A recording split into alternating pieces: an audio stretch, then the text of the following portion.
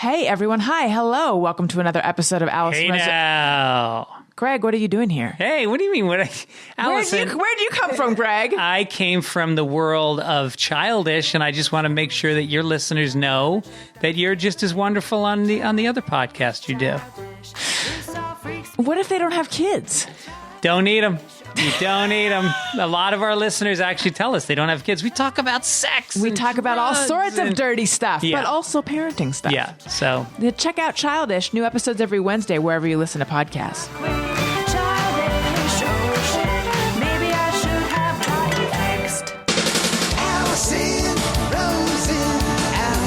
Allison is your new best friend. Allison, with her good times never end. Allison, doing the wavy pencil dance again. Allison's your new best friend. Hey, everyone. Hi. Hello. Welcome to another episode of Allison Rosen is your new best friend. I'm very excited to welcome my old pal, Bryan Bishop, a.k.a. Bald Bryan, to the show. You know him as the author of Shrinkage, Manhood, Marriage, and the Tumor That Tried to Kill Me, about his battle with a brain tumor. He also co-hosts the film podcast, The Film Vault, and you probably know him. Most of you best know him as the beloved sidekick and sound effects guy from the Adam Carolla Show, a gig he has been, that's how I know him. And he's been doing that for how many years, Bryan? Oh, the radio show started in 2006, and I took over as that position in early 2006. So there you go, early 2006. It's a long time. Hello, welcome. It's so nice to have you back. You've been on a few times, but it's been a while. This is the first pandemic appearance on my show you've made. I think it's the first pandemic appearance I've made in any show aside from one that employs me. So great to see you. And how is the pandemic podcasting experience treating you? Well, I want to know how the pandemic experience is treating you anyway, your real life. But how is the pandemic podcast experience going? It's I would just give it an okay. It's serviceable, right? Yes. It's like, yeah, we can pace this together. I was very passionate, I would say. It was one of my passions that I would not do remote interviews. I've been pitched people in the past, like really good guests, where they're like, hey, would you be interested in having so-and-so on your podcast? And I would say, yes. And they'd be like, okay, he's in New York. And then I would say, oh, I'm sorry, I only do in person. I just have a thing about really only wanting to do in person. So this has forced me to kind of get over that. And I do still have shows, excuse me, I do still have shows where I am reminded why I don't like it, but I'd say overall it's going like better than I expected when I realized I was going to have to do it this way. Sure, I understand that. Yeah, obviously over at the Carolla Show, we have a whole network of producers and technical people and a lot of support. But like for the Film Vault, which is pretty DIY, which you've been a guest on, we'd love to have you on again. Oh, yeah. When we do in-person guests. We haven't had a guest. You may have been one of our last guests. We haven't had a guest in a long time. Really? How come? Well, obviously, the pandemic, number one. But even before that, I don't know. We never so much of a boost from guests, so it was always like, who do we want to talk to? Like, right. The Allison Rosens of the world, or even like Dave Damashek, or like people who are we're friends with or interesting, we can have a rapport with. It was never really about like get a big guest to get like big numbers. It was more just, who's like a person we'd like to talk movies right. with. So it was never. Did you want to go out on a high note after me? Yeah, I needed to. Yeah, you were the base, the establishing shot, as you were. Then comes the money shot, and then so we had. Wait, that's not how I meant it. So it never really served us, quote unquote. I mean, in terms of like how most people look at guests, but at the same time, we're also lazy. we probably just never prioritized it, and we realize now like, we should probably have more guests. So when and if this pandemic comes to an end, but it also affects us because we're doing the shows remotely because my health situation. Anderson's very conscious about that, and he's like, I don't want to come around, and for any unnecessary risk, we can make this work on our own, which we have. But it reminds us that it's just a little bit worse. It's just not quite as good. Yes. Exactly. And it's like, if you are only listening to the remote ones, I think as long as the audio is decent enough, I think that you're like, yeah, everything's okay. But then it's like just turning the color up a little brighter when it's in person. It's funny. Now, it sounds funny coming from a sound effects guy. Everyone thinks I'm more technical than I am. I don't know what I'm doing over here. I don't know what half these buttons do. I know but that. I never. Well, you saw behind the curtain. I never cared as a listener about audio quality. Like I've listened to some pretty rough podcasts that were in terms of audio quality. But if the conversation was interesting enough or the content was interesting enough, you get over that shit pretty quick. At first, it's a little jarring, but like 20 minutes in, you forget you're even listening to like subpar quality audio. I know. That's something I have realized as well. I think that I have become a little bit of an audiophile where like I'll listen to something and I'm like, it sounds a tiny bit processed. What's happening? And I don't think and I recognize that I don't think anyone else would care. It's just me. But I notice it. Like something sounds slightly unnatural. What is that? Outside of like a really bad echo or like some phasing that like you're like I just can't listen to this. It's distracting. I'm very forgiving when it comes to audio quality. I think most listeners are. I think most listeners would rather have a great guest who doesn't sound as good than like a super wonderful sounding, not interesting guest. Yeah, I agree. So it's not just you, it's everyone. Thank you for remembering my signature segment. Do you still do I still do that, yeah. I just thought of one yesterday. What is it? Do you remember? Do we do it now or do we do it later? You know what? I'm going to play the song and I'm going to make you do it now, even though we might also do it later. So hang on just a second. Sometimes I ponder on something I have thought or done. Is it just me or everyone? Okay, what's yours? I don't know if everyone feels the same as me. I maybe suspect a lot of people do, but I was unloading the dishwasher last night. I hate unloading the dishwasher. For some reason, it drives me nuts. I don't want to do it. I will beg Christy to do it or hold off for 5 days until our housekeepers come, once a month or whatever it is. But I enjoy loading the dishwasher, and it's almost the exact same amount of work. There's almost no difference. Like, I'll load the dishwasher after a big dinner or party or whatever, and it's like, I'm enjoying this. Whereas unloading it, which is practically the same amount of effort, for some reason, I can't do it. I don't think that's just you. It is not me, though. I would prefer to unload than load. Something about, like... We missed our window, Allison. I know. Damn it, Christy and Daniel. Think about the power unloading, loading couple we could have been. I know. Man, our dishes would be put away so fast. I know. What is it you dislike about it, though? Because you're saying it's almost inexplicable. I don't know what because logically I literally had the thought last night. I'm like, this is no different than like loading the dishwasher. Granted, you usually load a little at a time. It's not. I don't think it's the same activity going forward and backward, though, because to unload it, you're taking it out of the dishwasher and then you're having to put it in cupboards and like various storage spots. That's to me the difference. That's 100% true, but in terms of actual effort expended, a lot of the time, most of the time, the dish needs to be at least rinsed because it's got some, big chunks. You have to do some extra effort. It's not just like dish in the dishwasher. It's like, no, this needs to be rinsed or addressed in some way. You know what? One of my household things that I absolutely hate doing, and my husband... I'm surprised he hasn't left me over this. You know how you're supposed to clean the lint out of the dryer trap? See, I love doing that. Oh, you do? No, I don't love doing it, but I do it every time because I want to keep my dryer from exploding. Yes, this is what I've heard this before. I do it, I don't know, every now and again. Which curry's no favor with my husband. Is every now and again code for never? Or no, it's like... I don't know, every like 10 times that I use it. Well, he does it all, but he does it often. Sure. So he's picking up my slack. But left to my own devices. It also dries more efficiently. And it's funny, one of the reasons we do this is because Christy in a previous employment many years ago, worked for Farmers Insurance, and one of their ads that she worked, it was in the J.K. Simmons dun dun dun dun dun Oh, dun, yeah. dun. You know, there was that whole era when that was really popular.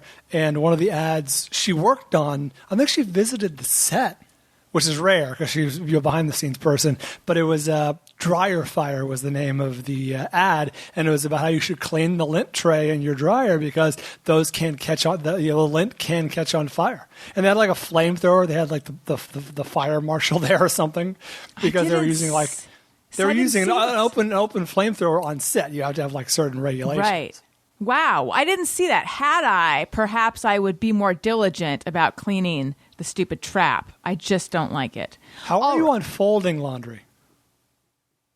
I'm more of a like, so when it comes to socks and underwear, I've realized you could fold or you can just stuff it in the drawer, just smush it down, which is what I do. I can't do that, but yeah, I understand that it can be done. It can be done. Neuroses will not let me do it. Wait, oh, I see. My neuroses will not allow me to do that. Mine do. They prevent me from doing other things, but they totally allow me to do that. And then most of my other clothes, I hang. There's not a lot of stuff that's folded. Okay. The kids' clothes, I do fold, though, and I don't really mind that. I think guys have more folding clothes than girls generally. I think so.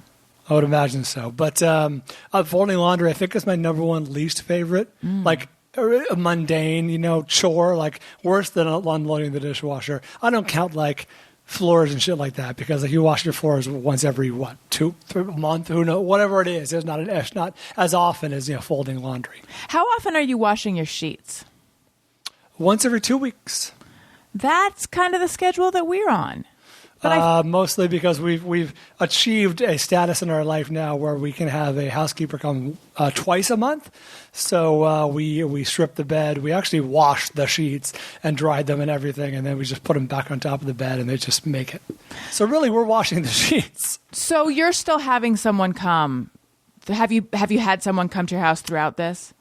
No, we held off for a little while at the height of COVID, and then we've actually not been here almost every time they've come. It's crazy. Smart. I just realized that because we've been doing a lot of weekends at Christie's family's place in Balboa Island. Oh. Number one, just to get away. It's change the scenery. Otherwise, you're going to drive insane. But really, mostly, I've been so sick over the last. Since June. That's actually when it started, I think, when we brought our housekeeper back. I've been so sick since June, starting this new medication. I just literally, we need the help. Like we go down with Christy's parents, and they end up being sort of de facto babysitters or extra hands on deck for Friday and Saturday and Sunday, because we can manage during the week with school and whatnot. But like come the weekends, we definitely need the extra help. Yeah. So what's been going on? How are you doing? It's really none of your business. Would you rather talk about sheets? I feel like I've exhausted my thoughts on sheets. I'm okay. I'm tired. I'm really tired. Hi, Tessa. I wonder if she wants to come over here and say hi. Come here. Say hi to my friend Allison. My friend Allison. Come here. She's very nice. How many kids do you have now? 2. She has 2 little kids. Hi, Tessa. Oh, she can't hear me. Hi. Did you say hi? Oh, my gosh. So cute. Is it a Tessa show? Hi, Tessa. Oh. You've met Tessa before, right? I mean, granted, she was a baby, probably. Right? No, I've never met her. And Oh, that's crazy. She's a woman now. You met Elliot. Yes, I have, over at your place. I have not met your second child. Right. That's Owen. And so Elliot's 3.5 and Owen is 1.5. Oh, and Tessa just had her birthday, right? Just a few days ago, yeah. Happy birthday, Tessa. Very exciting. It was a very, very abbreviated birthday party, as you can imagine. But it was actually a Balboa. We invited a few. When I say a few, I think we invited 4 families and their kids from daycare down to Balboa, because on the beach is kind of the perfect place, right? You can it was on the beach, the whole thing. You can just run around and not have to interact too closely with people. 2 families came, and it was perfect. It was a tiny little social distance birthday party for Tessa. That's great. So do they don't live down there, right? They just have a house down there, or do they live there now? No, her parents live in Westwood in the same house Christy grew up in, and her Christy's dad's parents or grandparents bought the house in Balboa, 1979 for whatever house cost back then. Not very much, and they've just kept it. The grandparents passed away a few years ago. Since I've been married to Christy, and now it's just family's house. So I was answering your question. Yes, and I back got to your health. interrupted by my horrible daughter. I'm feeling okay. All things considered, I'm tired. I'm really tired, especially because as we record this, I am 21 minus 5. I am 16 days into a 21-day cycle, so I have 5 days left on this medication until I get a 10-day break, which is fantastic. I usually feel pretty good, really good actually during those 10 days. But this is towards the end of the cycle, and I'm feeling a lot of fatigue. It's eating. I'm in a weird place with my diet because the medication causes weight loss, but also causes loss of appetite. So even if I'm trying to shove food in my face, which I'm trying to do, I don't feel like it, but I do it anyway. But I don't gain weight, even though I'm overeating, fat and protein and all that shit. I never drink coffee in the afternoon, but it's a delivery system for whole cream, heavy cream. So just more calories, just more, fighting an uphill battle, but you got to do it. Yeah. Do you have no appetite? Is that what it is? Yeah, occasionally if I've gone long enough without food, but that's not a good plan, obviously, if you're trying to put on or even just maintain weight. Right. So I end up eating a lot when I'm not in the mood, which is a strange place to be because I love food and I love good food and I love Christy's food. And it's, I have to, hand her back a plate half full of food sometimes. Be like, I did my best. That's honestly as much as I can eat. Mm-hmm. So you had been, I want to just catch people up. But if people want the full story, they should definitely get your book, Shrinkage, Manhood, Marriage, and the Tumor That Tried to Kill Me. When you were when they first discovered the brain tumor, you were given 6 months to live, and then you beat it, and you were doing Avastin for years, right? Yeah, it's an over. I appreciate the rosy outlook. Believe me, I do. It's a bit of an oversimplification. I guess I did sort of I'd certainly beat my expectancy of the initial prognosis. The difference being my tumor is inoperable, so I'll never be rid of it, so to speak. It'll always sort of be there. And for many years, 9-ish years. It was held at bay for a long time. Yeah, I successfully waited, how do I want to put this? The initial treatment worked and beat that prognosis. Obviously, I'm still here. This is 2009 that I was given this prognosis. And then for many years, I was on this drug called Avastin, which sort of kept my tumor at bay. And so what happened that you're now back in treatment? A series of unfortunate events. Do you know this, Allison? I had a small stroke. I don't. Maybe, I think it was May 2018, so let's say 2.5 years ago. Wow. I woke up one morning and my, left arm was just incredibly weak, could barely move it kind of thing. And I was like, did I sleep on this wrong or what, what happened? Right. And long story short, we kind of observed it and we didn't know what happened and blah, blah, blah. And eventually, my doctor was like, he had initially mentioned, it's possible you had a small stroke. And eventually he's like, yeah, I'm pretty convinced you had a small stroke. Let's take you off the Avastin. That could be contributing to it. It's a blood vessel inhibitor, right? So that could be contributing to it. Just to be safe, let's take you off the Avastin and see how it goes. And then in January, I guess, of this year, 2020, I had an MRI, regularly scheduled MRI, and the doctor he described it kind of as a shadow, just, a consistent MRI. The images are the same month to month, or God willing, even changing in your favor is a good thing. But any change towards the other end is just, sets off those red flags for doctors. You got them monthly? It was a time when I was getting them every 4 or 6 months. That was a few years ago, but yes, bi-monthly, every couple of months. And so, at that point, he's like, I think we should put you back on a round of traditional chemotherapy, Temodar. And I was like, all right, well, I didn't really enjoy my experience on that, but I understand what the situation is. So better safe than sorry. Let's nip it in the bud. And then a few months after I was doing that, once you follow the timeline from January, COVID becomes a thing. We're all locked down. In June, right around Christy's birthday, they had another MRI, and they're like, yeah, there is some thickening around your tumor. This could be the beginning of something. So let's take a more aggressive approach and put you on this new medication called Stivarga, which is sort of a newer, updated Avastin. It does essentially the same thing, a little better. And I was like, all right, well, we'll give it a shot. And it's four pills a day. And the side effects are debilitating. They are really rough. Literally from my head to my toes. When I took my first round of Stivarga right after Labor Day, like early June. And I was actually, I got some sun that weekend. I was out in the sun. It was hot in LA. And a horrible rash broke out of my head. Just a horrible sun exposure rash due to the medication, of course.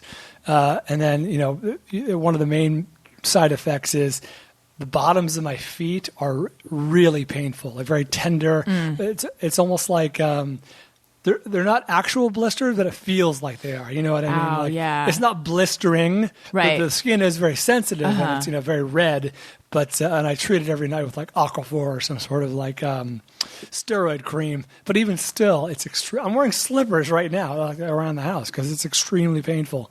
Even the tips of my fingers get painful. So it's literally head to toe side effects. Sucks. And, it does suck. And so we went to the doctor for another regularly scheduled MRI. I guess it was last month, maybe the month before. No, it was the month before. So 2 months ago. And the net is Dr. Rudnick was like, well, good news. The medication's working. Your latest MRI looks like significantly better. Which is huge. I mean, that's a real quick turnaround, which, thank goodness, that doesn't always happen.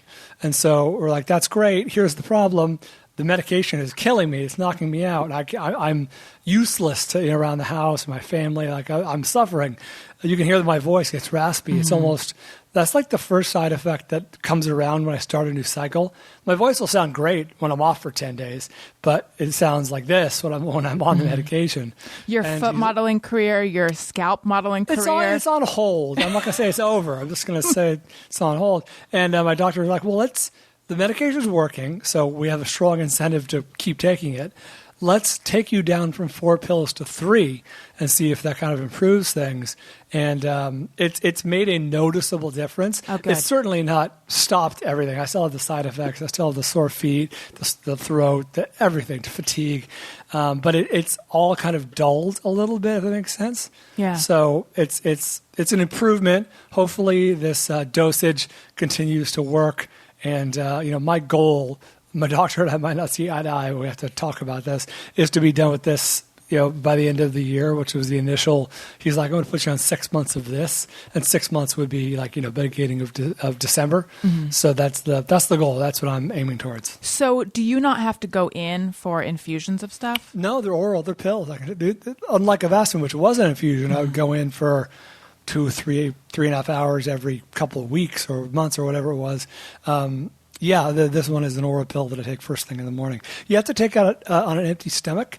So I usually take it when I get up to go pee at 6 in the morning. And then you can have breakfast an hour and a half later. Mm-hmm.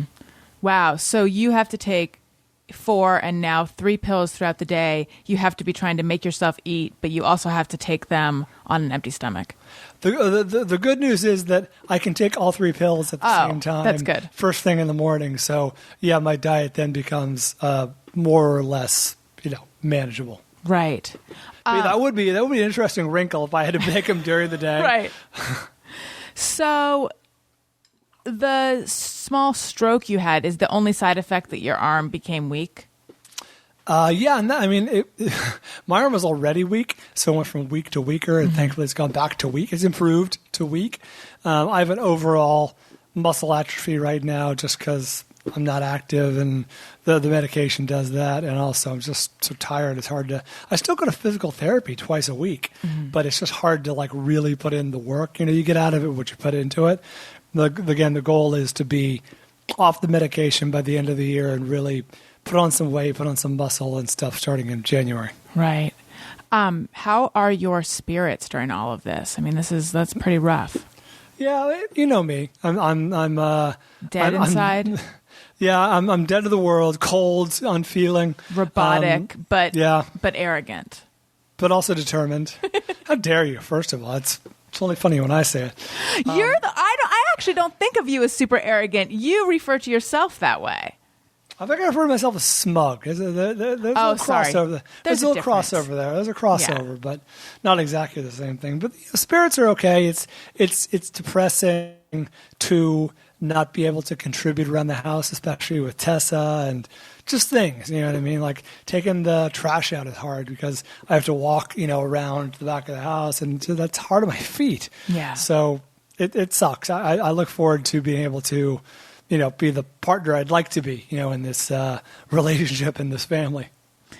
And Christy's amazing because she picks up the slack and she's dutiful and, does all the things that need to be done. But that's not fair. You know what I mean? Like I don't relish the idea of her having to do most things. Right.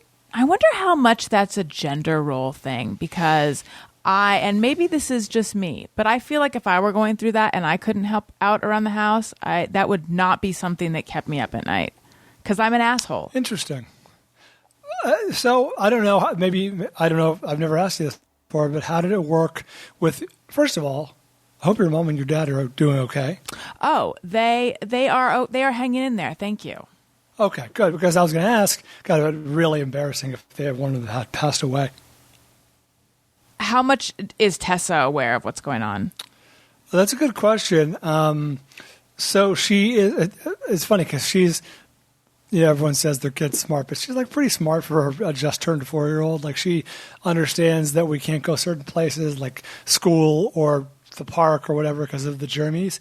And, we you have to put it in terms they can understand, of course. So there's a lab in Wuhan, Tessa. And so she has a grasp of what's going on. And then as it pertains to me and my care, that's one of the things that's really important to me is I don't want her to come out of this with like long, lasting impressions of daddy is sick or daddy can't do these things. Although she does understand that, she's a 4-year-old. She wants to climb. She wants to play. She wants to hold my hands and climb up on me, which she does all the time. But at this point, I can't do that. That hurts my hands.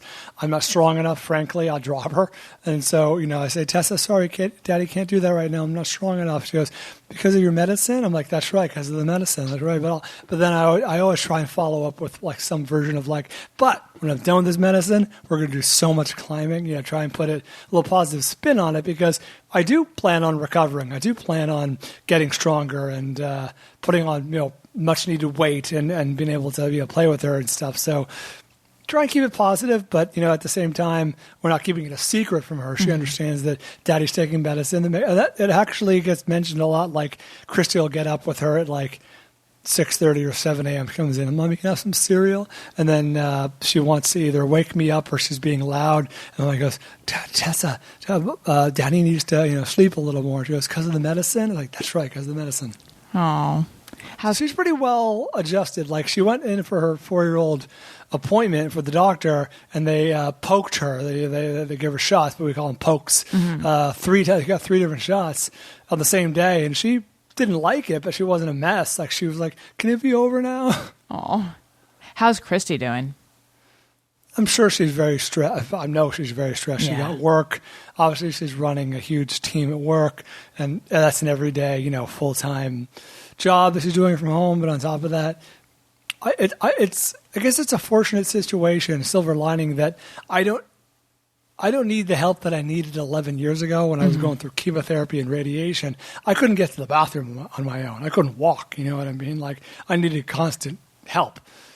These days, the side effects, as shitty as they are mostly limited to fatigue and lack of appetite, the weight loss, the things I described, and I'm able to do most things for myself. Now, I can't do a shitload for like the family, for Tessa, or for God willing, even Christy. But hopefully that day is coming. Yeah. I remember when you guys both came on my show when the book came out. You both came on my show. You did? Do you remember?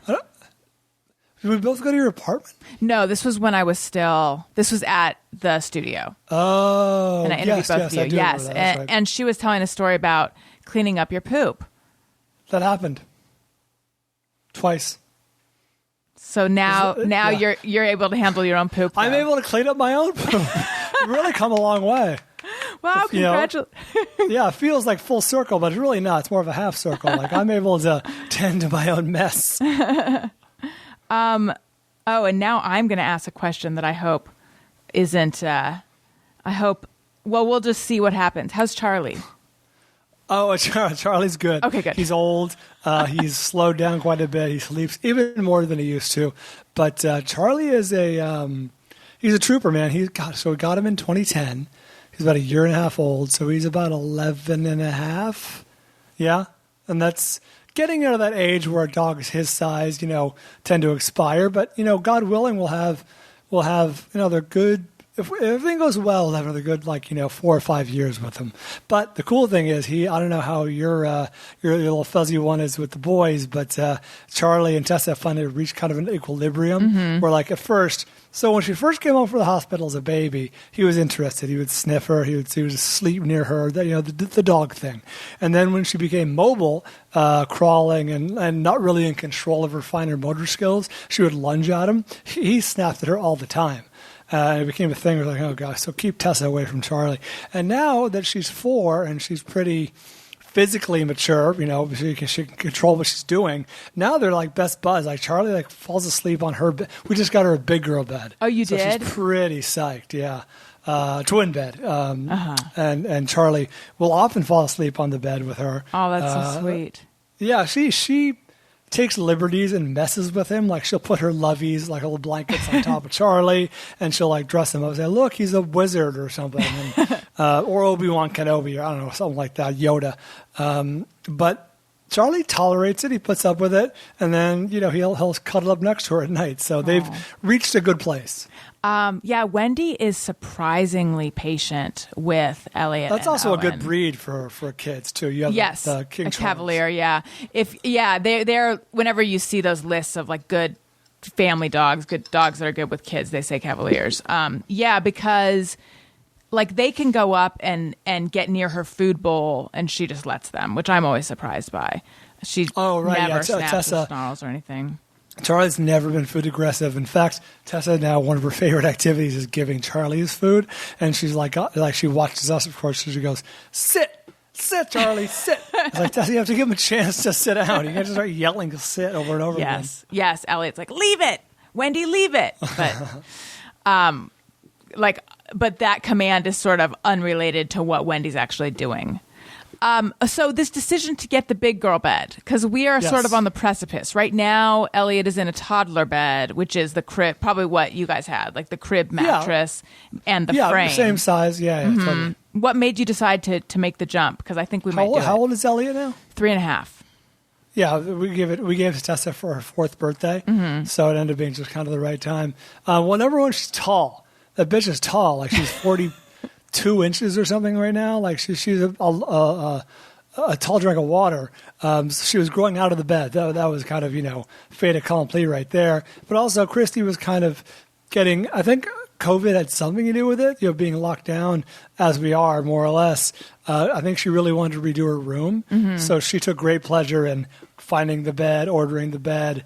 We got a little, not a canopy, but the little hanging lace thing that goes over the bed and lights up. It's not the canopy, a 4-post bed. It hangs from the ceiling on a hook, on a screw hook, and it comes down, cascades down over her bed. That sounds almost like mosquito netting, but lace. That's actually cool. It's a cute version of mosquito netting. That's a very good way to put it. And Tessa's really into Star Wars right now. Oh, how fun for you! Yeah, oh my God, it's awesome. And so we themed it. She has like, not Star Wars per se, but like her sheets have stars on them that glow in the dark. Oh, cool. And and the cascading mosquito net, as you call it, it's a good comparison, lights up. Like actually you can flick a light that's built into it and it kind of glows. That sounds so it's a cool. very outer space kind of room. Speaking of things that are so cool, I want to tell you guys about Raycon. Lately, listen, it might not be cool and it might not be hip, but I've been listening to a lot of Les Miserables. I don't know why, but that's been what has been appealing to me. And you know the best way for me to listen? It's using a pair of premium wireless earbuds, especially if you can get them at less than half the price of the other guys. That's why I recommend wireless earbuds from Raycon. Their newest model, the Everyday E25 earbuds, are their best ones yet, with 6 hours of playtime, seamless Bluetooth. What'd you say?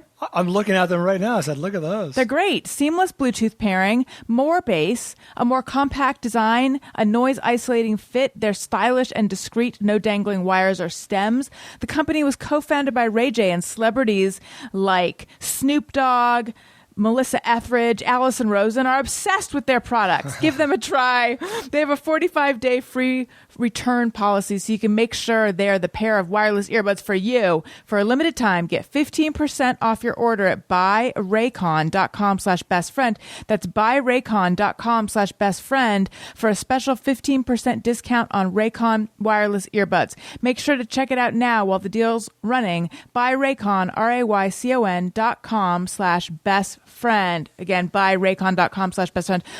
Also, if you think you may be depressed or you're feeling overwhelmed or anxious, BetterHelp offers licensed online counselors who are trained to listen and to help.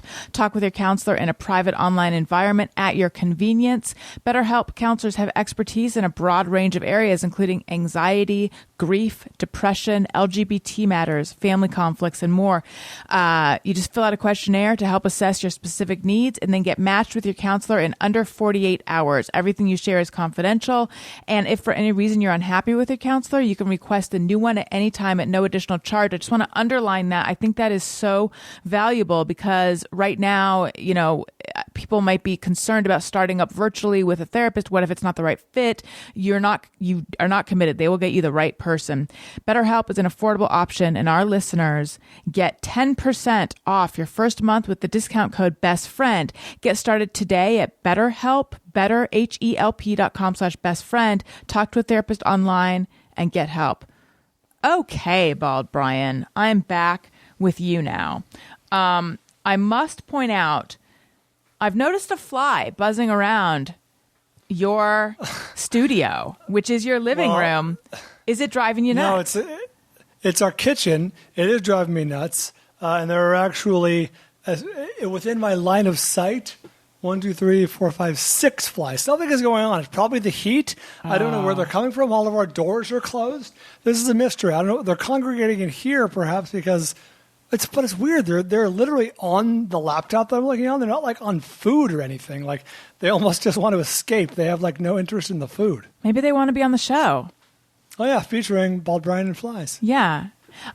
If you guys would like to see the fly, although right now you can't see the flies, this video will be at youtube.com/Allison Rosen. I have been uploading the video to my Monday shows of late. Please go there. Please make sure you're subscribed. I'm basing my self-worth on that subscriber number, so help me not walk into the ocean. Okay, so I have some questions that listeners sent in. Really? I also would understand that you are sitting on a trove of my old drops, which I haven't heard in so long, and I cannot wait to hear some of them. Nobody has heard them in so long. I know. There's been I don't know. Should I just drop them in occasionally, or are there any there on top of your mind? You're like, I would like to hear that one. No, there's no specific one. I just would like to hear some. I just would like to go down memory lane. Let's just hear a few, and then we'll do some questions, and then let's hear some more. All right. Let's see what we got here. I have a very small penis. All right. I don't know. That might have been off the air. I go from 0 to horny in 2.5 beers. Yeah. I do remember that. That's quite a humble brag. Eat more pussy. That's a classic. I think everyone enjoys that. I love when you finger me in the doorway, lick my tight asshole, blah, blah, blah. I must have had the voice memo recording going at some point. Some of these. Unicorn booty. That's right, unicorn booty. Audio quality was not great back then. You look like you've been chowing box, man. Oh, my God. I still tell that story. What was that story? I don't remember at all. There was this guy that I had a crush on in school. And I remember he looked at this other guy at lunch who had been eating watermelon, and he said to him that. And then my crush on him kind of went away when we were standing outside the art building, and he hawked a loogie onto a plant, and then it like dangled off the plant. But anyway, I found it. So he was this like you love the bad boys.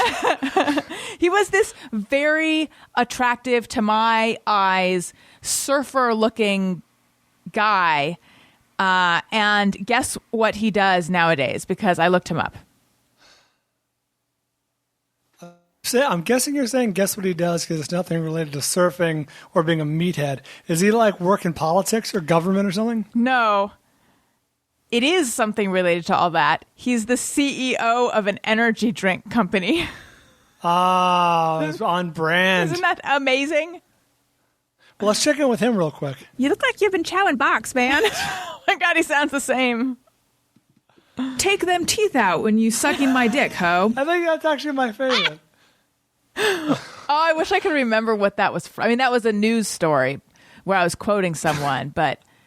No, it was, someone had tweeted some hate at somebody. Or Yeah. This should be a ringtone. You should offer that for sale on your website. All right, I think that's... let's do one more. Well, yes means yes. A good advice for everyone. Do you have my my guitar solo? I should. Let's find it. Oh, yes, here we go. Why do I only have... Oh, whatever.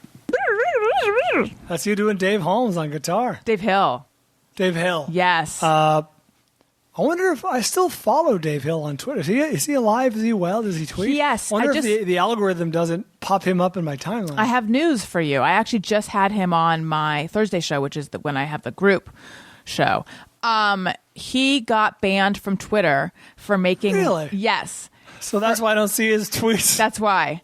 His account still exists, but he is banned for making like really stupid your mom jokes to Trump supporters who... Yeah, I do remember that stretch where he was making a lot of your mom jokes. Yeah, and they banned him for that. And which is such a bummer. He was like he and Chelsea Peretti were some of my favorite people to follow on Twitter. Their tweets crack me up so much. And now he's gone and he's just on Instagram. But he said that his life is actually better and he does not feel that he's missing out on anything not being on Twitter. Yeah. Yeah, I can see that. Well, how nice for him. Have you watched The Social Dilemma? I have. I don't think I liked it as much as most people. Okay, so actually that's funny you mentioned that because I was sitting in this very seat discussing The Social Dilemma with Anderson on the Film Vault no more than 22 hours ago on our episode that comes out this week. Mm-hmm. By the time your audience hears this, maybe it's already out, so check out the Film Vault. It will, I believe, already be out. Top five fictional TV shows, like in movies. Like, the movies will have like a TV show that's fake. Good topic. But we talked about The Social Network or The Social Dilemma.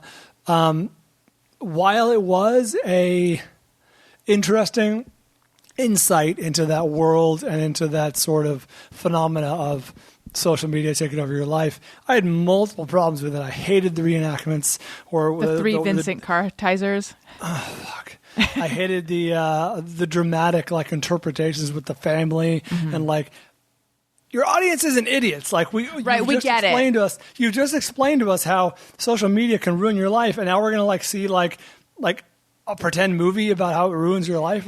That was easily 25 minutes of this 87-minute movie. Yeah, that I didn't hate it as much as it sounds like you did, but that part did feel like a no means no, anti-drug PSA or something. Overall, it was a good movie. However, I had multiple problems with it. Yeah. Overall, it was good, I guess. Interesting insight. Seemed to focus on Facebook a lot, as opposed to the social media phenomena. But overall, I'm glad I saw it. It's just a short watch. It was 88 minutes or something. Right. It did make me realize not a day has gone by, and I don't know how long, that I haven't engaged with social media. I mean, from the time I get up to the time I go to sleep, and sometimes in the middle of the night, I am looking at it. Well, it's interesting because that's sort of part and parcel of what we do, quote unquote, if we in fact do anything. But I've instilled, I don't know what the word is, instituted week-long breaks from social media. When like I would go to Hawaii or something with Christy in August, we would just put the phones away and no posting. So it is important, I think, to have those built-in breaks, however short or frequent they might be, depending on you. But I'm glad I saw it. It's not a bad movie. It's just problematic. Mm-hmm.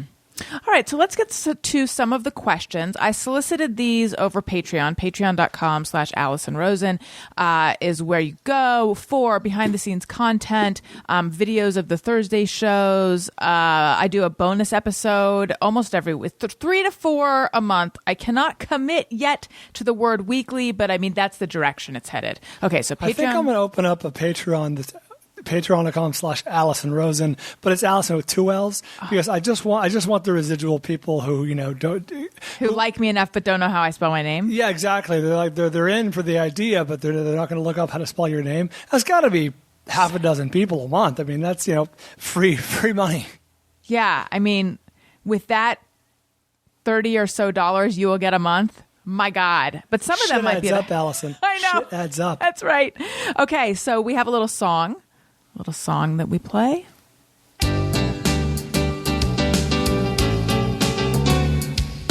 When we ask, they send them in. They're wondering how you have been. So thanks so much for answering these questions from our fans. All right. That's fun. Thank you. Kenneth Kelly says, what's his favorite part of being a dad? How does he feel about the future, facing our children in the future? Oh, God. Thank you for the question, Kenneth. That's a big question. Favorite part? If we're going micro, my favorite part is Tessa will... So she has a complicated relationship with her dad. Her favorite activity, or not activity, pastime, just thing to do, is to punch me in the stomach as hard as she can. Like she'll just be passing me, or I'll walk up to her and she'll turn around and just with a full wind up and like punch me in the stomach. Wow. Often she misses, and she's very short, so you can do the math on where that fist ends up. Ow. But a lot of punches in the stomach. But occasionally she will show some affection towards me, especially if I've been gone for a while and coming home from physical therapy. Mm-hmm. She always... now I'm thinking of other things. She always, every time I do a podcast, she has to. She insists on saying, "I love you, Daddy. Have a good show." Like if she forgets or doesn't get around to it, she'll pop in the middle of the podcast and go, "I love you, Daddy. Have a good show." That's so sweet. It is very sweet, and she. What was it? Oh, she. Every time I go to physical therapy, she calls it. It's modified over the last few months, but she used to call it invisible therapy because there's no physical means. Yeah. Have fun, have a good invisible therapy, and now it's have a good physical. It's getting closer to physical, but I think better than that even is occasionally she will, show some affection to me when I come home from physical therapy or when I come home from something, whatever I'm doing, and she'll yell, "Daddy!" and she'll, when I used to pick her up from daycare, like she'll yell, "Daddy!" and run across and give me a big hug. Like she's genuinely excited to see me, so that's pretty cool. That's probably on the macro level or micro level. That's the best. And then I guess on a macro level, you've probably experienced this, is just seeing the kids grow up and gain an understanding of the world. Like you can see the wheels turning when they're like learning certain things. You know what I mean? Like Tessa went from a baby to a toddler to like having an okay understanding of how certain things in the world work. And when you can see them putting things together, like, oh, we can't do that because of blank. Jeremy's. Or, oh, yeah, the Jeremy's. Or, oh, I can have a little scoop of ice cream if I finish my whatever. Putting things together is pretty cool. Watching like a little person like grow up and learn and become a sentient being. I don't know if I can answer the second half of your question, Ken. That's a big. I don't worry too much for Tessa only because I get the sense she's very much like Christy. Thank God. I get the sense that she'll be just fine, whatever life throws at her. Short of some horrible catastrophe, but she's resilient and she's strong and she's smart. So I'm just trying not to fuck it up. Do you? When I look at Elliot, sometimes I'll look at him as this little person, and then I'll get a flash of what he looked like as a baby. Yes. There's a specific moment when he was in the NICU for 2 days, and I remember looking at him in his little isolette bassinet, whatever the little thing is that they're in the NICU, and was he premature? No, I had meconium. Do you know what that is? So I thought meconium was something. I thought it was like a substance. Is that not yes? correct? So meconium is their first poop. But if they poop in utero, which they do if there's some kind of distress or something. Interesting. Yeah. So if they poop in utero, then it's like they can if they can inhale it when they come out. Oh. And then it can go into their lungs and make them sick. So that didn't happen, but he didn't. Thank you for that long-winded explanation of something that didn't happen. Well, but it didn't. Gross. Well, he was covered in it. It didn't go into his lungs, but they had to resuscitate him. He didn't start breathing on his own. I don't really. Scary. I guess because it was in his throat. Yeah, it was super scary. Or his nose or something. I still don't understand exactly what happened, but something was blocking his ability to get air. It was. You have a healthy boy now, so yes. Really, ultimately, who cares? Yes, but it was crazy at the time because they started, counting down and then doing compressions, and and Daniel thought we were losing him, and I was completely oblivious. I didn't get what they were. I feel like they were distracting me from what was actually happening. There might have been. Yeah, I can see that being a strategy. Christy and I still tell this story because I apparently was not aware of how Tessa was going to look upon delivery, because when they pulled out this gray baby, I was like, oh shit. I really thought something was wrong. And then they slapped her butt or whatever, and she started crying. And I was like, oh, that's normal? Oh, thank Christ, because I really didn't know what to expect. Yeah. Elliot was greenish and not looking good. And I just figured, oh, that's how they look. But he actually was covered in this meconium. Okay, so so Tessa was gray, and I did not know that's typical. Right. Well, so anyway, I feel like, I really got to look at him and take him in the NICU. I didn't get to do it in my arms because they whisked him away right away. Sure. It's a whole long thing. But anyway, there was this moment in the NICU where I really saw him and was this specific expression that I'm seeing, the thing you're doing with your lips. Is that going to be one of your expressions when you're older? Is that what you're going to look like? And all the time when I'm looking at him now, I flash back to that particular moment. That's interesting. I have a similar, but in a way opposite observation, which is I am constantly, not constantly, but it's happened a few times where I've either been looking at Tessa or just staring at her. I swear to God, I can see what she's going to look like as a teenager and older, like an adult. You know what I mean? Just see that oh, okay, yeah, that's exactly what, I see the older person in her coming out, in her face or her expressions or her movement or whatever. Right. And I'm struck with I'm like Adam Sandler in Click. You ever see that movie? I didn't. Well, it's actually, not saying much, one of the better Adam Sandler comedies. He gets a magic remote control, and he can go back and forth, in his life. And at one point, he accidentally goes forward 40 years, and he's old, and his daughters are growing up, and he realizes how much he's missed. And I had a sense of that when I was looking at Tessa. I'm like, oh my God, I can see you as an adult. That's crazy. I feel like occasionally I've had a little bit of a flash, but where I sort of.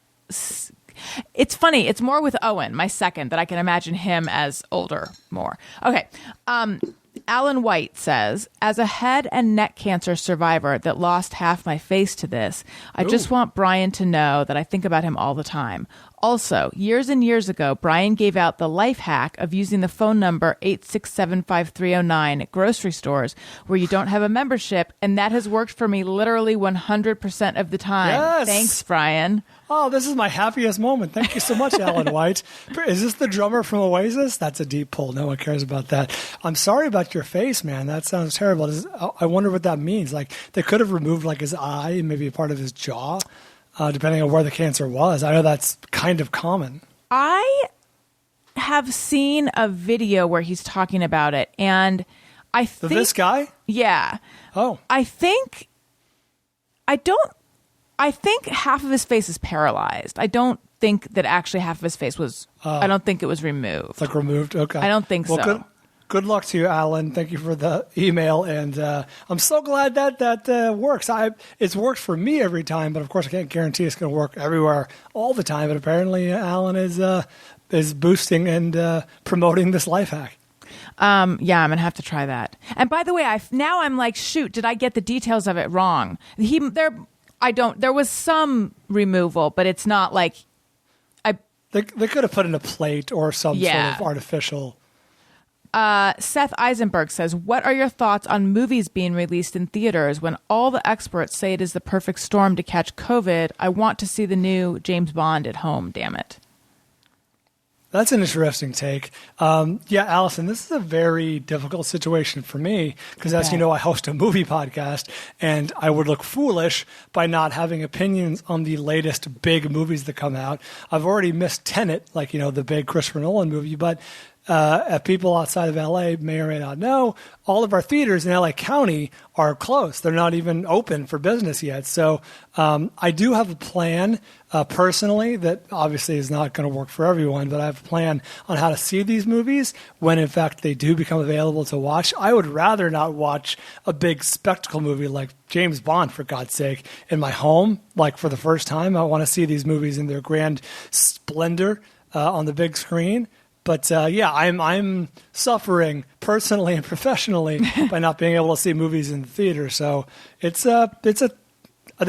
don't think there's a good answer. I mean, I would like to believe that the theaters are doing everything they can to keep us safe wherever they are in the country. When I do go back, I'll probably wear 2 masks. You know what I mean, one on top of the other, just to be extra safe. But you're obviously taking a chance. You have to weigh the chance versus the risk. The reward versus the risk. Yeah. The constant risk assessment is exhausting. Not exhausting like what you're going through, but exhausting. That adds another wrinkle, of course, to me being like you're very immunocompromised. But it's the same debate. Like we went through this exact same debate, we being me and Christy, when we decided whether or not to send Tessa to school. Because her school reopened, I guess, beginning of September. And adjust the light here. There we go. I think we're good. So we obviously debated, like, how safe is it safe? Right. How safe is it? Do the benefits outweigh the risk? Like of sending Tessa to school, benefits for her and for us. And at the end of the day, the school took daycare, preschool, took such aggressive safety measures that it really helped put our minds at ease. Like they're doing everything they can, as far as I can tell. So it really helped put our minds at ease and be a lot better with sending her back. And the benefits for her too. Like she was dying to see her friends. She's an only child, and she always will be. So she doesn't have a sibling to play with or whatever. So she was really suffering socially. You know what I mean? Like she was getting cranky and she kept asking about her friends. And so it's been a month and it's been very smooth so far. School's doing great. Yeah, we're still having this debate. Every parent is. I think we are going to send him back, but then I'm scared about it. But then knowing that you are sending Tessa back makes me feel more okay. Like, did your doctors weigh in? That's a good question. I think we They have bigger fish to fry. I think we may have mentioned it to them, and I don't think they had any opposition. If you're comfortable with the measures that your school is taking, like we can't even go on campus at Tessa's school. Like we drop Tessa off at the gate, they check her in, they take her temperature, they ask us all the questions, have you been exposed to blah, blah, blah. And then a teacher comes, takes her to her classroom. So no, we're not even allowed on campus. So they're taking pretty strict measures, which really puts our minds at ease, obviously. But it's personal preference. I would never fault you or, for saying yes or no. Right. I do think it would definitely benefit him. I mean, there's... Oh, for the kid, absolutely. Yeah. Ray Morgan, does he have his old Allison drops, parentheses, my fiance Daniel, Becky Honkington? Let's see. Fiance. Here we go. My fiance Daniel. Well, yes, I have that one. Do I have Honkington? I should. Hold on, wait. Allison. Let's say Beck. Oh, interesting. That one is not popping up, but let me... hold on, wait. Maybe if I do that. Becky... Oh, I have good news for everyone. Hi, this is Becky Honkington. That's funny. Good call. Okay. Superfan Giovanni wants to know. I was given all of his remaining stuff from the Westwood One Loveline studio, including a floppy disk from 2005 with Bryan's resume on it. Does he want it? Why was he still using floppy disks in 2005? This is a mystery. Well, first of all, why did I have anything at Westwood One? I worked there 2 hours a night, screening calls at Loveline. Right. Although 2005 would have been when I was let go unceremoniously. I don't know anything about that. I don't know anything about this either. Or either one. Yeah, Gio, by all means, get it to me, but I don't even know if I can access what's on a floppy disk. Why was my resume on there? Why was a floppy disk there? I am mystified. Gio really is a super fan. He has my personal effects that I did not know existed floating out there from my tenure at Loveline. I don't know why I would have had it. I don't know why I would have had anything at Westwood One. I worked there, like I said, for 2 hours a night. It wasn't like my full-time job. I don't think I had a mailbox or anything. Now, when he says floppy disk, like an actual floppy one or like one of those diskettes? I'm sure Mac it's one ones. of the small. Who fucking knows? I'm sure it's. You know what? It's a possibility. Perhaps for some reason, I saved a resume on the computer there, and maybe they put all my files onto a floppy disk. That would have been very Westwood One to be still using floppy disks in 2005. I was not. I had a laptop at that point. I don't know what I would have done with it. Anyway, yeah, Gio, get my shit to me. Jeremy Katz wants to know. I'm sorry that this one is too intense and long. I recently was on the receiving end of an aggressive rectal exam. You know what? Can you play that again? Because I think I talked over it. I recently was on the receiving end of an aggressive rectal exam. Okay. Wait, what is this? Hold on. God hates fags. Oh, yeah, well, that's true. I don't know why you choose to express that on the air, but... Oh, that was that... It was Who are those the people? Westboro Baptist Church. Yeah. I'm a member, so I know that. You remember there. And for some reason, Eat More Pussy, that had to do with eat more... That was like Chick-fil-A. Was that what that was? I think so. I could be wrong. I have literally... We should listen to these. 1, 2, 3, 4, 5, 6, 7 drops saved as Allison pussies. So Let's hear them. Eat more pussy. Hey, they're coming for our pussy. I used to think pussy was pussy.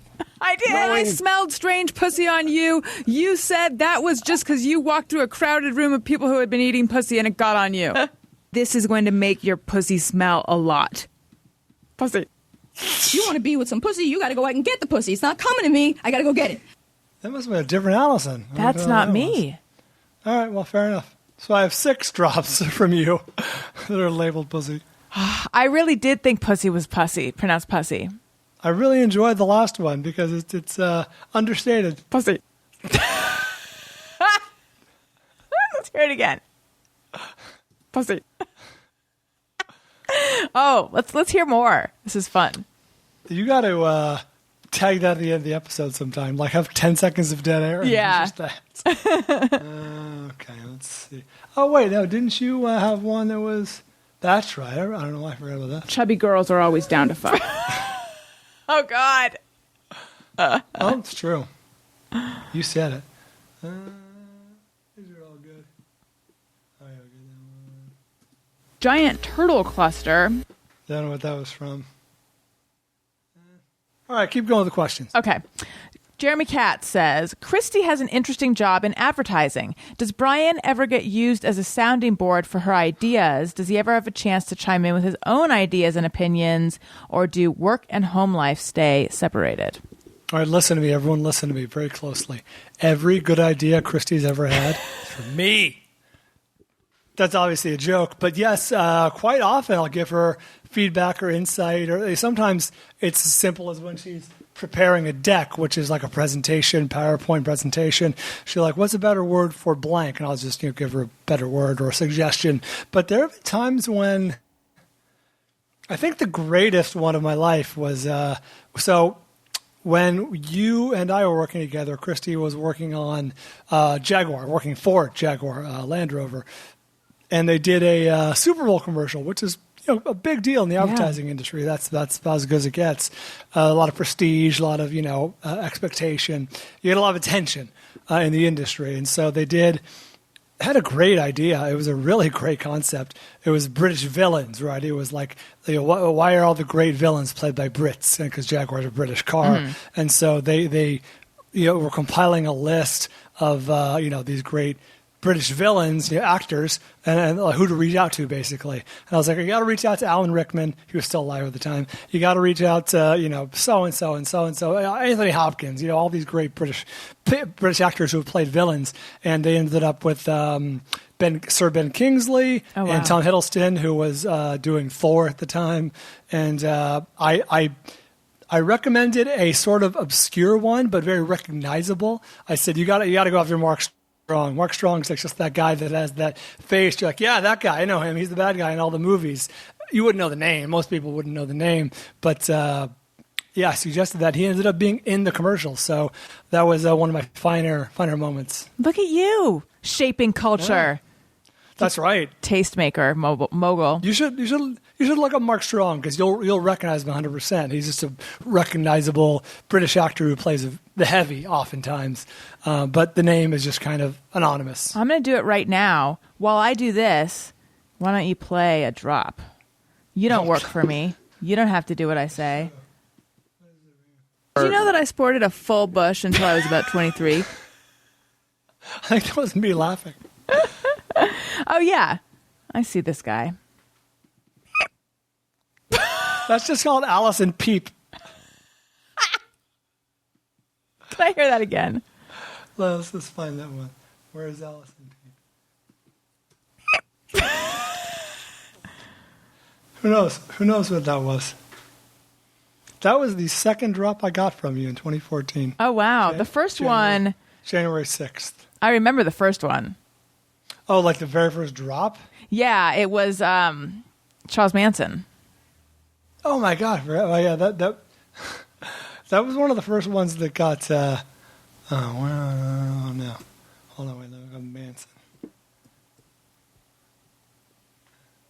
I agree with Charles Manson. That was a classic.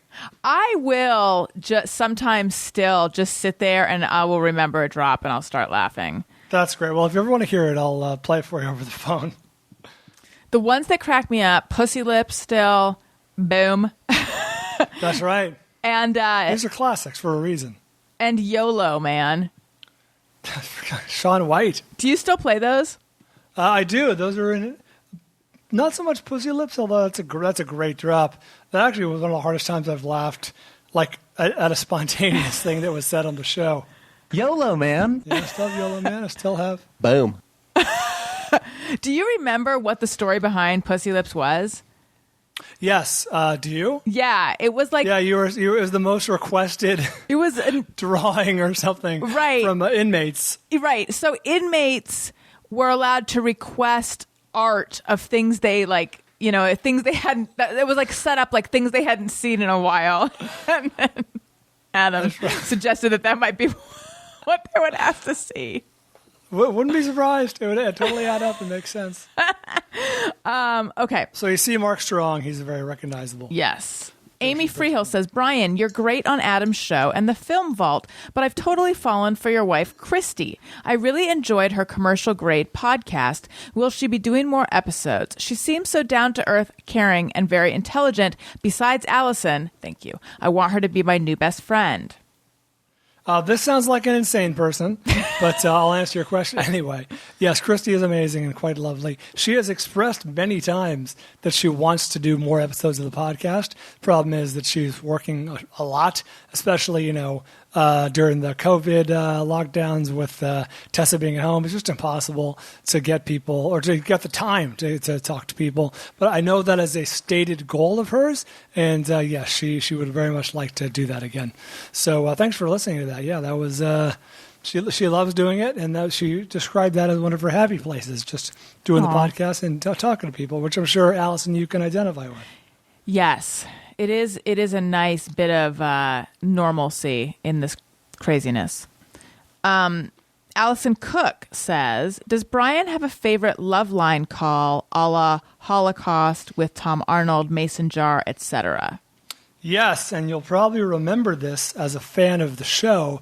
I always, for a long time, I would get a question like, people would find out that a screen calls for a love line, and they'd be like, what's the craziest call you ever got? And I had an answer, because the craziest call I ever got that I ever personally screened was, and it's a pretty well-known call amongst Loveline fans. Guy called up, and I'm talking on the phone. He's like, yeah, I want to know how to meet girls. And I'm like, okay, well, what seems to be the problem? And he goes, oh, I'm just having trouble meeting girls. I'm like, all right, well, why? And he goes, well, I just got out of prison. I'm like, how old are you? And he's like, 19. I'm like, you just went to prison and you just got out and you're 19?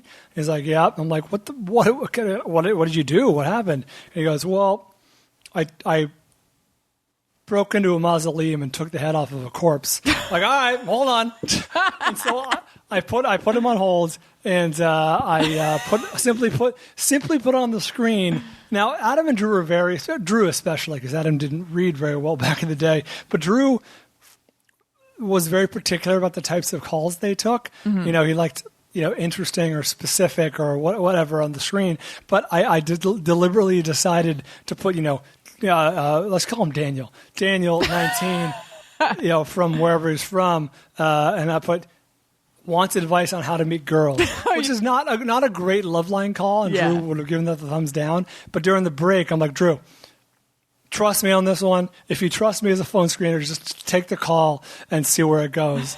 And I was like, all right. So they took the call, and sure enough, the guy had, he had some problems. He broke into a mausoleum, took the head off of a corpse, put it in his fish tank, and convinced his brother that it was his grandma and his dead grandma. And the brother ratted him out, and he went to prison. Well, I do hope he's found love. I wonder if he still has trouble meeting girls. I know. He's got a lot to talk about. Did you enjoy screening? I did. It got tedious at times, because you're listening to a lot of the same problems, and that was hard, because they got so many calls about I'm 16 and I'm cutting on myself, or a lot of medication stuff. And Drew obviously wanted to keep the show interesting and keep it not light, but keep it varied and all over the place. And so having to tell people like, sorry, they can't do that call tonight, or try us back some other time. We just took a call about cutting or whatever it was. That was hard. I don't know these people, but I felt for them. They obviously have a problem that in their life that they've received to be big enough to call a radio show. So it got tedious and it got tough, but overall it was fun. It was cool to meet the bands and the actors and whoever came in. That was fun. God, how old was I? 25 maybe when I was doing the job. Like I was impressionable, and it was cool to be around the show. The show was fun, and celebrities, and you got to see. The cool thing was getting to see celebrities very much relaxed because it's 10 to midnight. Mm-hmm. It's radio. It's a little bit anonymous. You know what I mean? So you can kind of kick back a little bit, and you got some pretty cool moments out of that. You got to see people relaxed a little bit. Who were some jerks? I'm so glad I don't remember the jerks. This is so petty, but I remember and it's bad to talk ill of the dead, but he was a jerk. I walked through the front door to come to work at one point, and Lincoln Park was going to be on Loveline, and that's a big fucking deal on K-Rock. Like that's K-Rock royalty, especially in 2004 or whatever it was. Right, back when you were using floppy disks. Yes, exactly, and that's about as big as it got. Like people were excited to see Lincoln Park or a call-in or whatever. So I walk in the front door, and Chester Bennington, who I believe has passed away. Yeah, I think so. He was right there doing like a little stand-up interview for some dude, like talking to camera, right? Like a little home video camera style, behind-the-scenes thing. And I did my best to walk past him without interrupting, or I was very conscious of not being on camera or just being a fly in the wall, so to speak.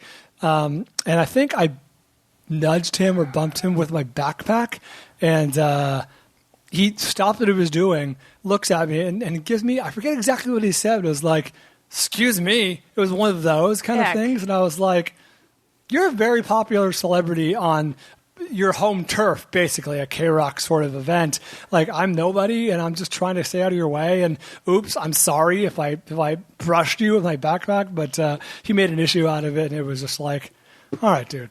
Yeah. So anyway, I'm glad he's dead. Well, he'll be missed. I remember there were people at the Carolla show, guests, who I felt. There's really only a couple that I can think of. Really, turned the green room or the sort of the common areas into their own living room, to the point where I felt like, oh, I'm sorry for interrupting you in this place that I work. Right. I feel very unwelcome in. There's something cool about doing radio or podcasting where the guests are generally at ease. You know what I mean? Like it's not like they're on TV and they're getting worked up to do Leno or whatever, hair and makeup and shit.